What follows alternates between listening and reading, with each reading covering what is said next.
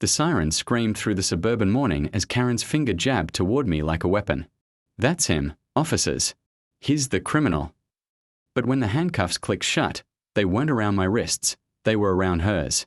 Her face, twisted from smug satisfaction to pure terror in seconds. What she didn't know was that I had been recording everything, and the truth she tried to bury was about to explode her perfect little world into 1,000 pieces. The morning sun cast long shadows across Maple Street as David Chen pulled into his driveway, the engine of his Honda Civic ticking softly as it cooled. He'd been up since 4 a.m., rushing to the hospital where his mother lay recovering from emergency surgery. The last 18 hours had been a blur of sterile corridors, worried phone calls, and sleepless vigil by her bedside. All he wanted now was to collapse into his own bed and forget the world existed. As he stepped out of his car, the crisp October air bit at his face. His scrubs were wrinkled, his hair disheveled, and exhaustion weighed on his shoulders like lead. The neighborhood was beginning to stir, porch lights flickering off, garage doors rumbling open, the distant sound of coffee makers gurgling too. Life. David had lived at 42 Maple Street for 3 years now, ever since he'd finished his nursing degree and started working at St. Mary's Hospital. It was a quiet street, lined with modest 2-story homes and carefully maintained lawns. His neighbors were mostly friendly, if distant, the Johnsons with their golden retriever, elderly Mr. Patterson who waved from his garden, and the Millers, who always had their Christmas lights up by Halloween. And then there was Karen Whitmore. She lived directly across the street in a pristine colonial that looked like it had been pulled from a home improvement magazine. Every blade of grass was precisely trimmed, every flower bed geometrically perfect, every surface painted and polished to suburban perfection. Karen herself was equally immaculate, always dressed as if she were heading to a board meeting, her blonde hair styled in sharp layers, her makeup applied with military precision. From day one, Karen had made it clear that she considered herself the unofficial guardian of neighborhood standards. She was the president of the HOA, the organizer of the annual block party, and the self-appointed enforcer of every petty rule and regulation that governed their little slice of suburbia. David had tried to stay under her radar, but it was impossible. There was always something: his trash cans left out an hour too long, a small oil stain on his driveway, his failure to edge his sidewalk with the same obsessive precision as everyone else. Karen had a way of materializing whenever he made the slightest deviation from her unspoken code of conduct, armed with a tight smile and passive-aggressive suggestions that felt more like threats. "David, honey," she would say, her voice dripping with false sweetness, "I noticed your lawn looks a little wild. You know how important it is to maintain property values for everyone." He always nodded, apologized, and fixed whatever minor infraction had caught her attention. It was easier than fighting, and he had better things to worry about, like his demanding job, his mother's declining health, and 1,000 other real problems that filled his days. But today felt different. Today, exhaustion had stripped away his usual patience, leaving his nerves raw and exposed. As David fumbled with his keys at the front door, he heard the distinctive click of heels on pavement. He didn't need to look to know who was approaching. "David," Karen's voice cut through the morning air like a blade. "We need to talk." He turned, forcing his tired features into a neutral expression. Karen stood at the edge of his driveway, her arms crossed, her expression cold and accusatory. She was dressed in a cream-colored blazer and matching pants, not a wrinkle or stain in sight, despite the early hour. "Good morning, Karen," David said, his key finally sliding into the lock. "I'm just getting home from work. Can this wait?" "No, it cannot wait." Karen's voice rose sharply. "Do you have any idea what you've done?" David paused, his hand on the doorknob. He turned to face her fully, noting the flush creeping up her neck, the way her perfectly manicured fingers had clenched into fists. This wasn't her usual passive-aggressive performance. She was genuinely angry. "I'm sorry, but I have no idea what you're talking about," David said slowly. "I've been at the hospital all night. My mother, don't you dare try to deflect this." With sob stories, Karen snapped. "I know exactly what kind of person you are now. I should have seen it from the beginning." A chill ran down David's spine that had nothing to do with the October morning. "Karen, what are you talking about? What kind of person?" Karen pulled out her phone, her movements sharp and jerky with rage. "Mrs. Henderson called me this morning. Her daughter Jessica was walking home from her friend's house last night, and guess who was following her? Guess who was creeping around? The neighborhood in his car, stalking teenage girls. David's mouth fell open. The accusation was so absurd, so completely disconnected from reality, that for a moment he couldn't process it. Are you insane? I was at the hospital.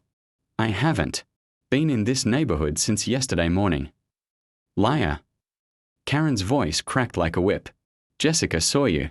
She described your car perfectly. A grey Honda Civic with that stupid coexist sticker on the back. She said you followed her for 3 blocks, driving slowly, watching her. The blood drained from David's face. He owned a grey Honda Civic. He did have a coexist sticker on the back bumper. But he had been nowhere near this neighborhood last night.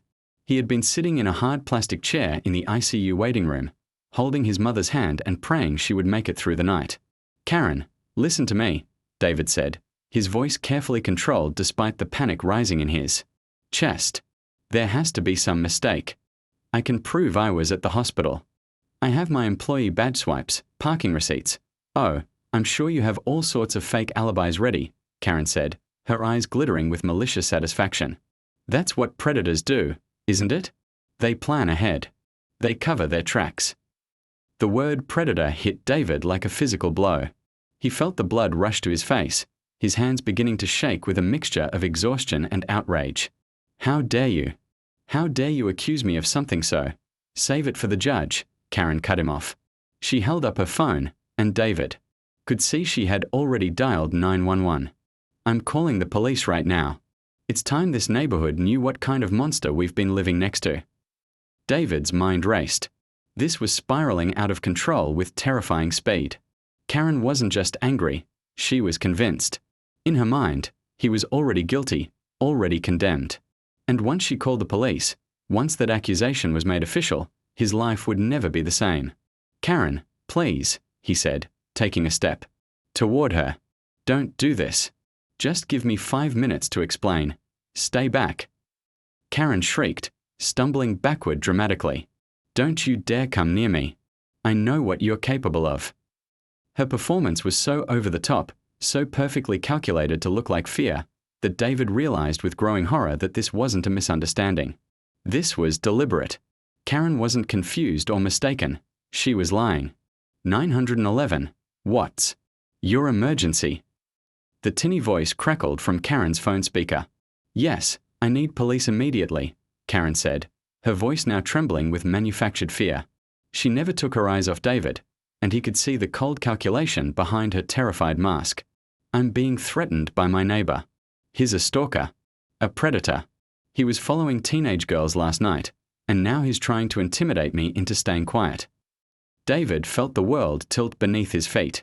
Every word out of Karen's mouth was a lie, but she delivered them with such conviction, such apparent sincerity, that even he almost believed her for a moment. This wasn't just malicious gossip or neighborhood drama. This was character assassination, calculated and precise. Are you in immediate danger? The dispatcher asked. Yes, Karen sobbed, actual tears now streaming down her face. His standing right here, threatening me. I'm afraid of what he might do. David raised his hand slowly, backing away from her. I'm not threatening anyone, he called out, loud enough for the phone to pick up. I'm going inside my house now. I haven't done anything wrong. But even as he said it, he knew how it would look. A man accused of stalking, apparently fleeing the scene when confronted. A frightened woman calling for help. It was a story that wrote itself, regardless of the truth. The police are on their way, Karen said, ending the call. She wiped her tears with the back of her hand, and for just a moment, David caught a glimpse of satisfaction flickering across her features before the mask of fear slid back into place. Why? David asked quietly. Why are you doing this to me? Karen's smile was sharp as broken glass. Because I know what you are, David. Maybe not this specific thing, maybe not last night, but I know. People like you don't belong in neighborhoods like this. With families. With children. The casual hatred in her voice, the absolute certainty that he was guilty of something, anything, left David speechless. In Karen's world, he had been tried and convicted not for what he had done, but for who she believed he was. The distant wail of sirens began to echo through the morning air. David fumbled for his own phone, his hand shaking as he pulled up his camera app. If Karen was going to destroy him with lies, he'd W. The silence that followed David's declaration stretched like a taut wire ready to snap. Karen stood frozen on the sidewalk, her mouth slightly open, her perfectly applied makeup beginning to crack around the edges as the morning sun climbed higher. The crowd of neighbors had grown larger, forming an impromptu semicircle around the unfolding drama, their faces a mixture of curiosity and discomfort. Detective Martinez studied both David and Karen with the practiced eye of someone who had seen every variation of human deception. Something had shifted in the last 30 seconds, the dynamic, the power balance, the very nature of who was accusing whom. He made a note in his pad and looked up at Karen. This gentleman is now alleging that you filed a false report. Before we proceed any further, I need to ask you directly, are you absolutely certain about what you're claiming happened last night? Karen's eyes darted frantically between the detective, David's still recording phone, and the faces of her neighbors. She could see doubt creeping into their expressions, could feel the foundation of her carefully constructed authority beginning to crumble beneath her feet. Of course I'm certain, she snapped, but her voice cracked slightly. I don't lie about things like this. How dare you question my integrity? Nobody's questioning your integrity, Martinez said calmly. But I need to verify your story before we can move forward. You mentioned Jessica Henderson as a witness. I'm going to need to speak with her. I already told you, she's traumatized. Martinez's voice carried a note of finality. If you want to file charges against this man, I need to interview your witness. That's not optional. Karen's face flushed deeper. Fine. But I'm calling her mother first. Margaret needs to know what's happening. She fumbled with her phone, her hand shaking slightly as she scrolled through her contacts. David watched her with growing fascination. Every gesture, every micro-expression, was being captured by his phone's camera. If Karen was lying, and his gut told him she absolutely was, she was creating her own evidence against herself. Margaret, it's Karen Whitmore. Karen's voice took on the saccharine tone David had heard her use countless times before. I need to speak with Jessica about what happened last night. Yes, the incident with our neighbor. What do you mean, what incident? David saw the exact moment Karen realized she had made a critical error. Her face went pale, then flushed red, then pale again. The phone trembled in her grip. Margaret, surely Jessica told you about being followed. Karen's voice rose desperately. She was walking home from Emma's house and… What do you mean she was home all evening? Detective Martinez stepped closer, his interest clearly piqued. The other officers, who had been maintaining a professional distance, now focused their attention entirely on Karen's phone conversation. But she told me, Karen was babbling now, her composure completely shattered. She described his car perfectly. She said, Margaret, please, just ask her to. The phone call ended abruptly. Margaret Henderson had hung up on her. Karen stared at her phone as if it had personally betrayed her. Around her, the circle of neighbors began to murmur among themselves. David could catch fragments of their conversations, always thought she was a little too involved in everyone's business. Remember when she tried to get the Patel family fined for their garden decorations? Been targeting that. Poor boy since he moved in. Detective Martinez cleared his throat. What did Mrs. Henderson tell you? Karen's mouth opened and closed several times before any sound emerged. There must be some confusion. Jessica probably didn't want to worry her mother. Martinez's voice was gentle but firm. Mrs. Henderson just told you that Jessica was home all evening last night, didn't she? That's not. She must have forgotten. And there was no incident to report, was there? The truth hung in the air like smoke, visible to everyone present. Karen looked around desperately, seeking an ally, an escape route, anything that might salvage the situation. But she found only skeptical faces and David's phone, still recording her every word. I must have misunderstood, Karen began. No. David's voice cut through her stammering with surprising strength. You didn't misunderstand anything. You lied. Karen whirled to face him, her eyes blazing with fury and desperation. How dare you call me a liar? I am a respected member of this community. You're someone who just got caught in a lie, David said quietly. On camera. in front of witnesses. Detective Martinez stepped between them. "Mr. Chen, I'm going to need you to lower your phone now." "Actually, Detective, I'd like to keep recording if that's legal," David said. "I think it's important to document everything that's being said here." Martinez considered this for a moment, then nodded. "It's a public space. You have that right." Karen made a sound that was somewhere between a sob and a snarl. "This is harassment. He's harassing me with that camera." Recording in public is not harassment," Martinez explained patiently. "Now, I need you to help me understand what's happening here. Did Jessica Henderson witness the incident you described, or not?" The question hung in the air like a sword over Karen's head. Everyone could see her calculating, weighing her options, trying to find a way out that didn't involve admitting she had lied to the police. "Jessica." Karen's voice was barely above a whisper. Jessica might have been confused about which night. It was last night. Less than 12 hours ago. Was there an incident or wasn't there? Karen's perfect facade finally cracked. Completely. Tears began streaming down her face, but they weren't tears of fear anymore. They were tears of rage and humiliation. "You don't understand," she wailed. "None of you understand what it's like to live across from someone like him. Always watching, always judging, never fitting in. People like him don't belong in neighborhoods like this." The naked prejudice in her voice sent a chill through the gathered crowd. David felt his stomach drop as he realized what this was really about. It wasn't about stalking or protecting children.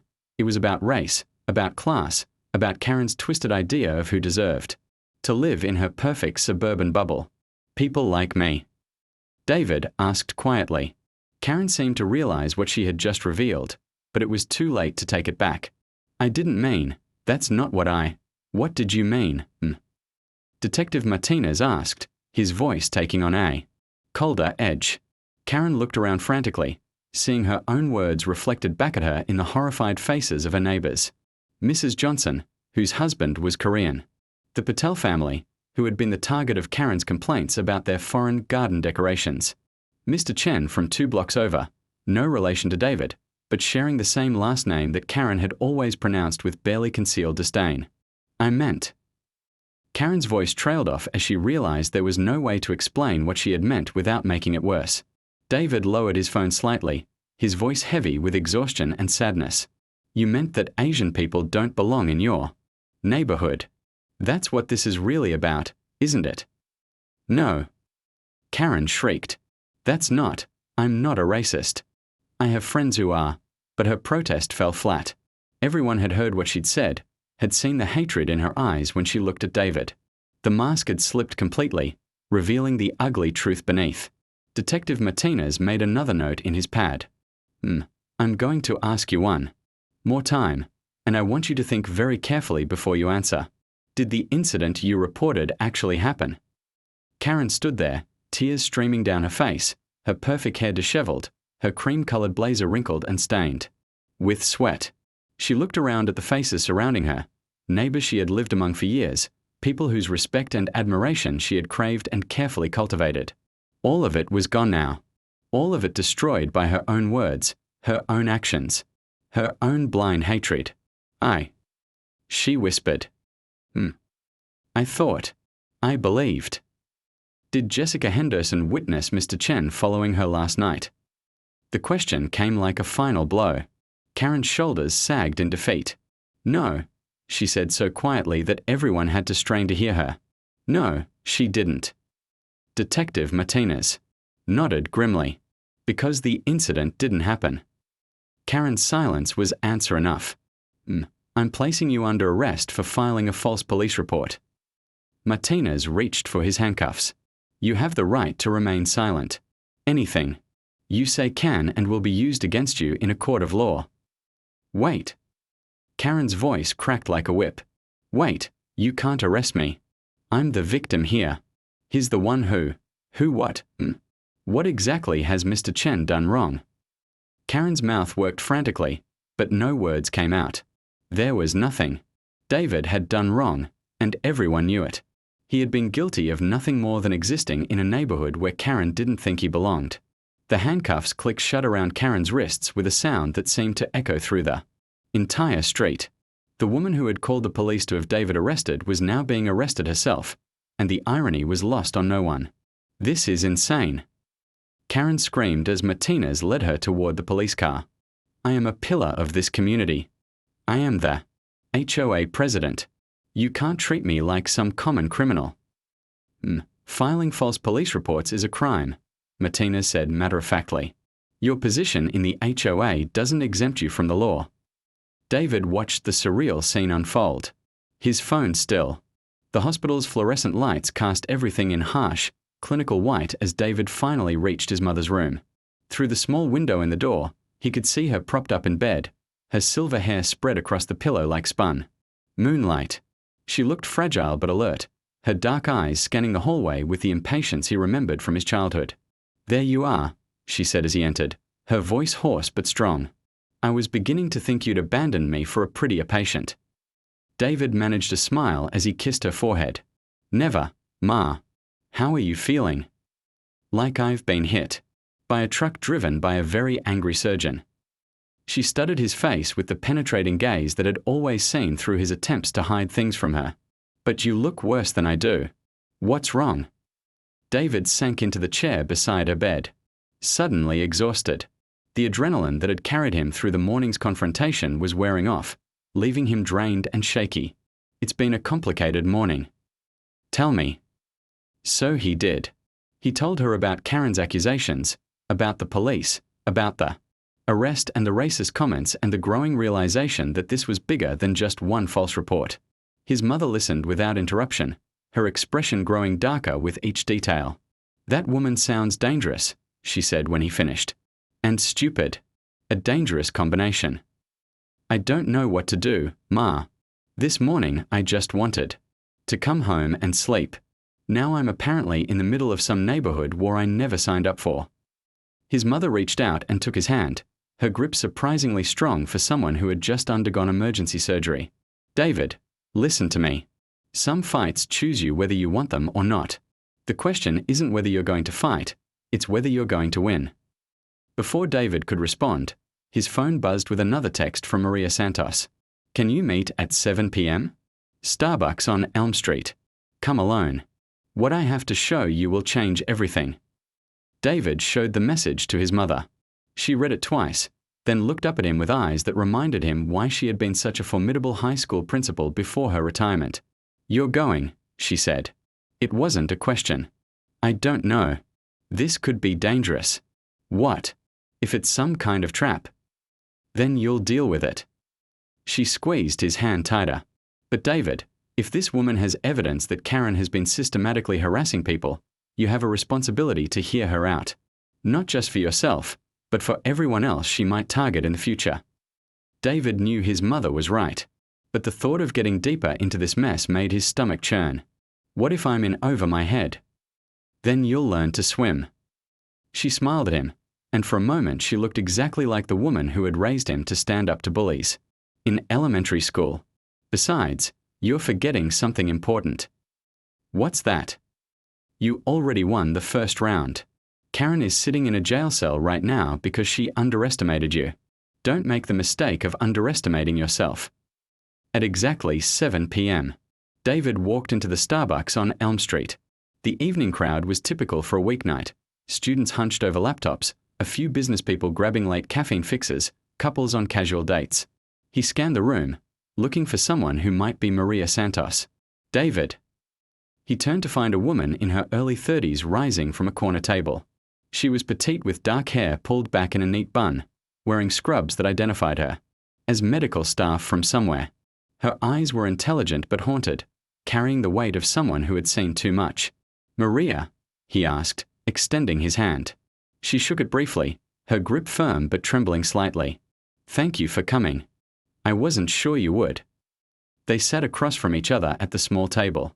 Maria had already ordered a large coffee that looked like it had been sitting untouched for a while. David got himself a simple black coffee and returned to find Maria staring out the window with the distant expression of someone reliving painful memories. You said Karen did the same thing to your family, David began gently. Maria's laugh was bitter. The same thing and so much worse. Karen Whitmore destroyed my marriage, my career, and nearly killed my daughter. David felt ice form in his stomach. What do you mean, nearly killed your daughter? Maria reached into her purse and pulled out a thick manila envelope. 2 years ago, my husband Roberto and I moved to Maple Street with our daughter Sophia. She was 5 years old, had severe asthma, but was responding well to treatment. We thought we'd found the perfect place to raise her. She opened the envelope and pulled out a photograph of a little girl with huge dark eyes and a bright smile. Sophia loved that neighborhood. She had friends, she felt safe. Until Karen decided we didn't belong there. What did she do? Maria's hands clenched around her coffee cup. It started small. Complaints about our lawn, our fence, the way we parked our cars. But Karen escalated quickly. She started calling the city, claiming we were violating zoning laws by running a business out of our home, which we weren't. She reported us to animal control, claiming we had illegal pets. We had a goldfish. She called the fire department, saying we were blocking a hydrant. We weren't. David nodded grimly. It sounded exactly like what the other neighbors had described. But that wasn't the worst part, Maria continued. Karen became obsessed with Sophia. She claimed our daughter was disturbing the peace by playing in our own backyard. She said Sophia's asthma medications were actually drug paraphernalia. She convinced other neighbors that we were neglectful parents. Jesus, David muttered. And then came the CPS calls. David's blood ran cold. Child Protective Services. Maria nodded, tears beginning to form in her eyes. Karen called CPS 6 times in 4 months. She claimed we were abusing Sophia, neglecting her medical needs, exposing her to dangerous conditions. Each time, investigators came to our house. Each time, they found nothing wrong. But Sophia was terrified. She started having panic attacks every time someone knocked on our door. Maria pulled out more documents from the envelope, official reports, investigative summaries, medical records. Sophia's asthma got worse from the stress. Much worse. She ended up in the emergency room 3 times because Karen's harassment was literally making our daughter sick. David stared at the papers, feeling nauseous. Why didn't you go to the police? We tried, Maria said bitterly. But Karen was smart. She never did anything obviously illegal. And she had connections. Her brother-in-law works for the city. Her cousin is a police dispatcher. Every time we complained, we were told it was a civil matter or a neighborhood dispute. So, what happened? Maria's voice dropped to a whisper. Sophia ended up in intensive care. The stress from Karen's constant harassment triggered the worst asthma attack she'd ever had. She nearly died, David. My 5-year-old daughter nearly died because a racist neighbor decided we didn't belong in her perfect little world. David felt rage building in his chest, hot and dangerous. Please tell me you have proof of all this. Maria smiled for the first time since they'd sat down, but it was a cold, predatory expression. Oh, I have proof. You see, Roberto works in IT security. And when we realized the police weren't going to help us, we decided to help ourselves. She pulled out a small digital recorder and a laptop computer. We documented everything. Every phone call Karen made to city departments, every lie she told to investigators, every piece of harassment she directed at our family. How did you get recordings of her phone calls? Roberto set up a surveillance system around our house after the 3rd CPS visit. Completely legal. It was our property. But Karen didn't know that when she stood in our driveway making calls to report us. She thought she was being so clever, standing just close enough to our house to get good photos for her complaints, but far enough away that we wouldn't hear her. Maria opened the laptop and clicked on a file. Karen's voice filled the small corner of the Starbucks. Yes, I'd like to report child endangerment. The family at 38 Maple Street is allowing their daughter to play outside without proper supervision. The child has a serious medical condition and they're exposing her to dangerous allergens. David listened in horrified fascination as Karen spun elaborate lies about Maria's family, her voice dripping with false concern for Sophia's welfare. The recordings were damning, not just because they showed Karen making false reports, but because they captured the calculated malice behind every call.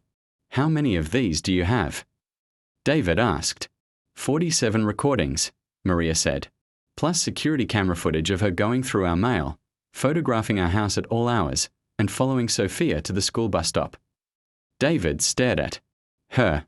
You have proof that she was stalking your daughter. Among other things. Maria pulled out another set of documents. We also have evidence that Karen hacked into Roberto's work email and tried to get him fired by sending fabricated complaints to his employer. That's illegal. Very illegal. Federal cybercrime territory. Maria's smile grew wider. Roberto kept detailed logs of the intrusion attempts. We have digital fingerprints that lead directly back to Karen's home computer. David felt like he was looking at a treasure trove of evidence that could not only vindicate him but potentially put Karen away for years. Why didn't you use this before? Maria's expression darkened. Because Roberto and I just wanted out. We wanted to protect Sophia and get. The holding cell at the downtown police station was exactly what David had expected. Concrete walls, fluorescent lighting, and the lingering smell of disinfectant that couldn't quite mask the underlying odors of fear and desperation. He sat on the narrow bench, still wearing his scrubs from the hospital, trying to process how his life had spiraled so completely out of control in less than 24 hours. The charges were absurd. Violation of probation for a drug conviction that had supposedly occurred 3 years ago in a county David had never even visited. But the paperwork looked official, complete with his name, address, and what appeared to be his signature on documents he had never seen before. Someone had gone to extraordinary lengths to create a false criminal history for him, and David was beginning to understand that Karen's network of corruption ran far deeper than anyone had imagined. Chen. A guard's voice echoed through the cell block. Your lawyer's here. David looked up in confusion. I haven't called a lawyer yet. Well, someone did. Let's go. The guard led him through a maze of corridors to a small consultation room where a woman in an expensive suit was waiting. She was tall, blonde, and carried herself with the kind of confidence that came from winning cases in courtrooms across the country. Mr. Chen, I'm Sarah Mitchell, your attorney. She gestured for him to sit across from her at the metal table. I've been retained by a concerned party. Who? David asked suspiciously. Someone who believes you're being framed. Sarah opened her briefcase and pulled out a thick file. And frankly, after reviewing the evidence against you, I have to agree. This probation violation is complete fabrication. David leaned forward. You can prove that. The supposed conviction occurred on a date when you were working a double shift at St. Mary's Hospital. I have security footage, payroll records, and testimony from 6 colleagues who can verify your whereabouts. Sarah slid a photograph across the table. But more importantly, I have this. The photograph showed a man who looked vaguely like David. Similar height, similar build, but clearly a different person upon closer inspection. The facial structure was wrong, the ears were different, and there was a scar on the chin that David didn't have. This is the actual person who was convicted on those charges, Sarah explained. His name is David Chan. Note the different spelling. Someone deliberately created false documents linking his conviction to your identity. David stared at the photograph, feeling sick. How is that even possible? Identity theft, document forgery, corruption within the system. Sarah's voice was grim. Whoever did this has serious resources and connections. They managed to insert false records into multiple databases, forge court documents, and create a completely fabricated criminal history. Karen, David said quietly. Sarah nodded. The same person who retained me to represent you also provided me with some very interesting evidence about Ms. Whitmore's activities. Apparently, she's been busy since her arrest this morning. She pulled out a tablet and showed David a series of timestamps. These are phone calls made from the county jail in the 3 hours after Karen's arrest. 12 calls to different numbers, including someone at the courthouse, someone at the DMV, and someone with access to criminal justice databases. David felt a chill run through him. She was orchestrating this from jail. It appears so. Your mysterious benefactor has been monitoring electronic communications all day. Karen's network is extensive. She has people in city government, law enforcement, and the court system. Who is this mysterious benefactor? Sarah smiled for the first time since entering the room. Someone who's been investigating Karen Whitmore for a very long time. Someone who's been waiting for the right moment to bring her down. Before David could ask more questions, his phone, which had somehow been returned to him, buzzed with a text from an unknown number. The cavalry is coming. Trust Sarah. Everything will make sense soon. M. Maria. But how was she texting him when his phone had been confiscated? Sarah noticed his confusion. Your phone was never actually confiscated. It was cloned. Every text, every call, every piece of data has been captured and analyzed. By who? By someone who understands that Karen Whitmore represents a clear and present danger to public safety. Sarah closed her briefcase. Mr. Chen, you're about to be released. All charges are being dropped due to insufficient evidence and procedural irregularities. But I need you to understand something. This isn't over. If anything, it's just beginning. What do you mean? Karen Whitmore has spent years building a network of corruption that extends far beyond your neighborhood. She's not just a racist bully. She's the center of a conspiracy that involves fraud, cybercrime, abuse of government resources, and systematic violation of civil rights. David tried to process this information. You're talking about Karen like she's some kind of criminal mastermind. Aren't I? Sarah pulled out another file. In the past 5 years, Karen has been involved in forcing 43 families to move from various neighborhoods across the city. She's cost the taxpayers hundreds of thousands of dollars in fraudulent investigations and false reports. She's destroyed careers, broken up families, and driven at least 3 people to attempt suicide. The numbers hit David like physical blows. 43 families. 3 suicide attempts. This wasn't just harassment. It was domestic terrorism on a massive scale. How do you know all this? Because someone has been building a case against her for 3 years. Someone who lost everything to Karen's campaign of terror and decided to fight back. Sarah stood up. Mr. Chen, you're going to be released in about 10 minutes. When you walk out of here, you'll be met by federal agents who want to discuss your cooperation in bringing down one of the most sophisticated harassment networks they've ever encountered. Federal agents. Karen's cybercrime activities crossed state lines. Her fraud schemes involved federal agencies. The FBI has been investigating her for months, but they needed someone on the inside, someone she would target publicly enough to expose her methods. David felt like the ground was shifting beneath his feet. Are you saying I was set up? That someone wanted Karen to target me? Sarah's expression was unreadable.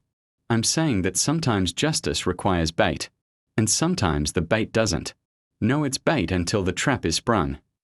An hour later, David found himself in an unremarkable office building across town, sitting across from 2 people who looked like they had stepped out of a police procedural. Special Agent Rebecca Torres was a compact woman with sharp eyes and graying hair, while her partner, Agent Michael Park, was younger but carried himself with the quiet authority of someone who had seen too much. Mr. Chen, Agent Torres began, thank you for agreeing to meet with us. Did I have a choice? You always have a choice, Agent Park said. But I think you'll want to hear what we have to say. Torres opened a laptop and turned it toward David. On the screen was a photograph of a man in his 50s with kind eyes and a tired expression. Do you recognize this person? David studied the image. No, should I? This is Dr. James Patterson. He was a pediatric oncologist at Children's Hospital until 18 months ago. Torres clicked to the next image, a newspaper headline that read prominent doctor commits suicide after investigation. David's blood ran cold. Karen. Dr. Patterson lived in Brookfield Heights, about 20 miles from your neighborhood. Karen moved there temporarily, rented a house for 6 months specifically to target him. Agent Park pulled out a thick file. She accused him of inappropriate conduct with child patients. The accusations were completely false, but they destroyed his career, his marriage, and ultimately his life. David stared at the photograph of the dead doctor. Why would she target him specifically? Because Dr. Patterson was advocating for a low-income clinic in Brookfield Heights. Karen saw it as a threat to property values and neighborhood standards. Torres's voice was filled with disgust.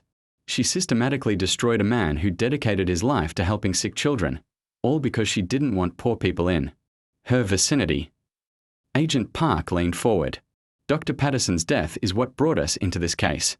His suicide note detailed Karen's campaign against him, but by the time we investigated, She had moved back to Maple Street and was targeting new victims. Like Maria's family. Among others. Torres clicked through more images, dozens of families, addresses, detailed timelines of harassment. Karen's method is always the same. She identifies targets, creates false documentation to support her claims, uses a network of contacts to legitimize her complaints, and systematically destroys her victims' lives until they flee. David looked at the endless stream of faces. On the screen. How many people has she killed? Dr. Patterson is the only confirmed suicide, but there have been 3 other attempts that we can directly link to her harassment. Agent Park's voice was grim. Plus dozens of people who suffered severe depression, anxiety, and other mental health crises as a direct result of her actions. Torres closed the laptop. Mr. Chen, we've been trying to build a case against Karen for over a year, but we've faced a fundamental problem. Her victims always disappear before we can get them to testify. They move away, change their names, try to rebuild their lives somewhere else. Until now. Until now. Agent Park smiled. You're the first person. Who SD? 3 weeks later, David Chen stood in his kitchen making coffee and watching the morning news with a sense of satisfaction he hadn't felt in months. The lead story was about Karen Whitmore's indictment on 47 federal charges, including conspiracy, cybercrime, civil rights violations, and racketeering. The reporter mentioned that 7 co-conspirators had also been arrested, including a court clerk, 2 police dispatchers, and a city planning official. His mother had returned home from the hospital the week before, stronger than ever and thoroughly, enjoying her role as the neighborhood's unofficial hero for raising the son who brought down the corruption network. The other neighbors treated David with a mixture of awe and gratitude. He had freed them from years of fear and intimidation. Life should have been perfect, but something still nagged at him, a persistent feeling that the story wasn't complete. In quiet moments, David found himself thinking about that black sedan, about the sophisticated nature of Karen's operation, about how someone so obviously unstable had managed to build such an extensive network of corruption. His phone buzzed with a text from Maria Santos. Turn on Channel 7. Emergency news conference.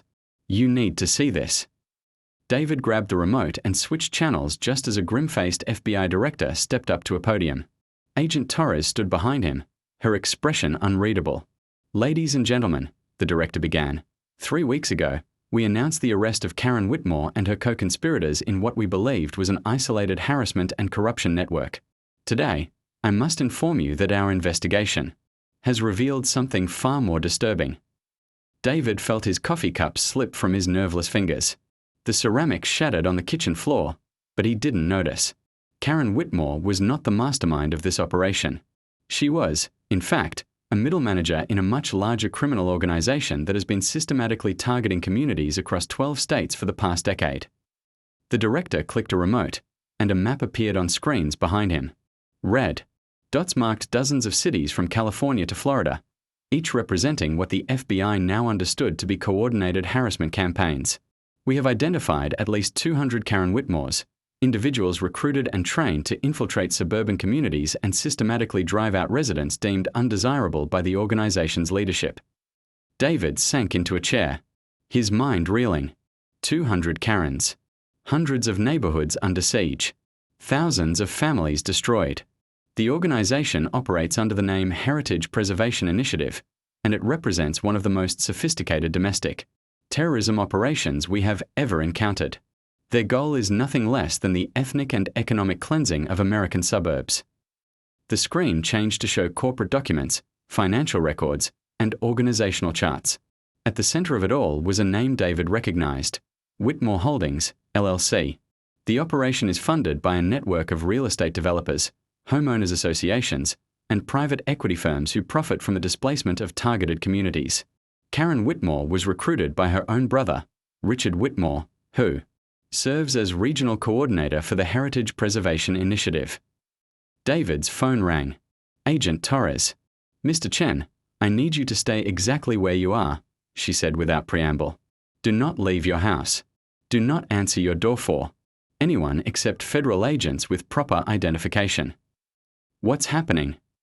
We arrested Karen's brother an hour ago. During interrogation, he revealed that you've been marked for elimination. The organization considers you a primary threat because your public resistance inspired other victims to come forward. David felt ice form in his stomach. Elimination. They have assets in your area. Professional assets.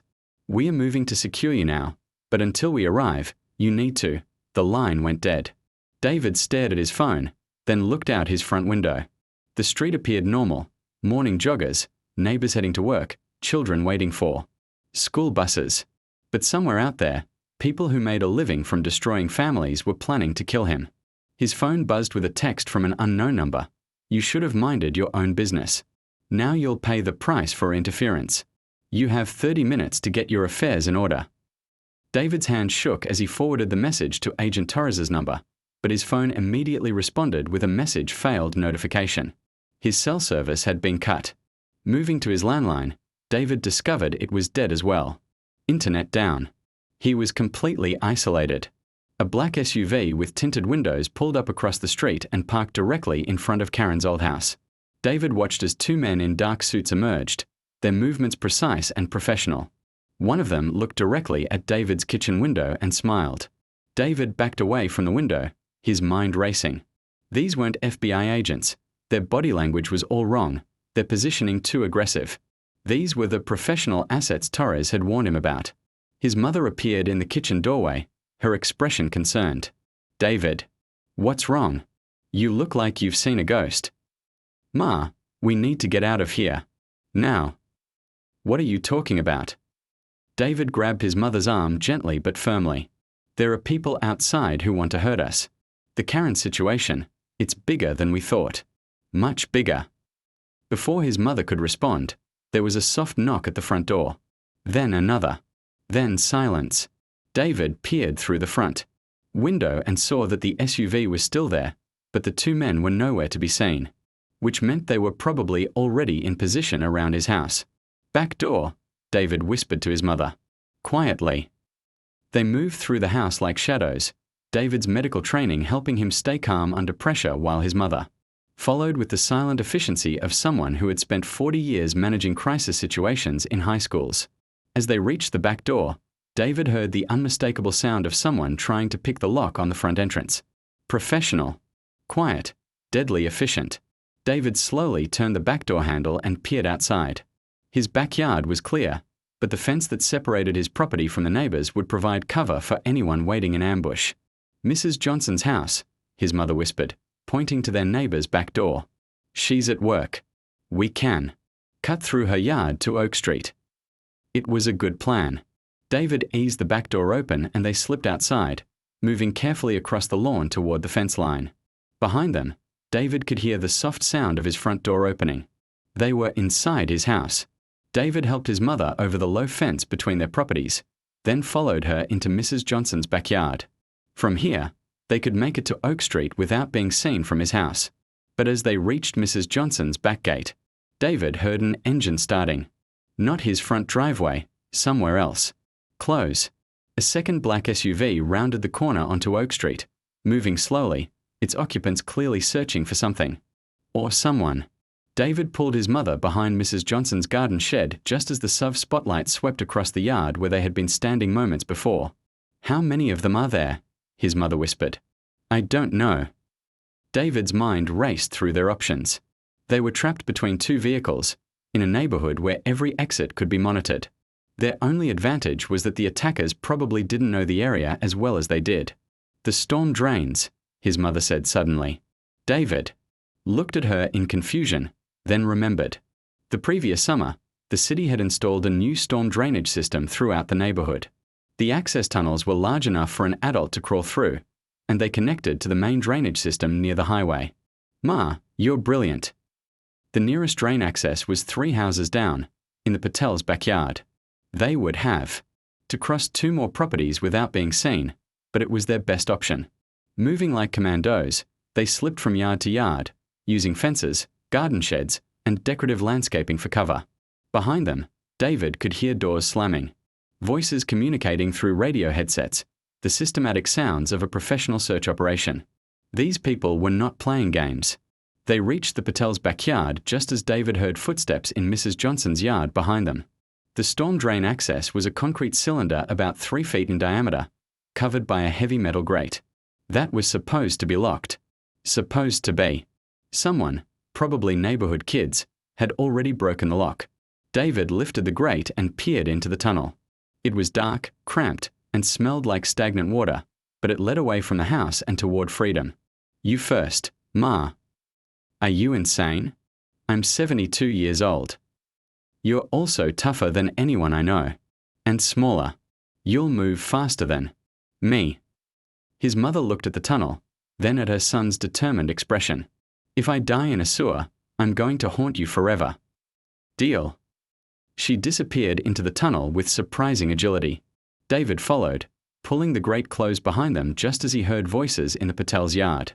The tunnel was everything David had feared: narrow, wet, and pitch black. But it was also salvation. They crawled through the darkness for what felt like hours but was probably only 20 minutes, following the gentle downward slope toward the main drainage system. Finally, they emerged through another access point near the highway, blinking in the sudden sunlight.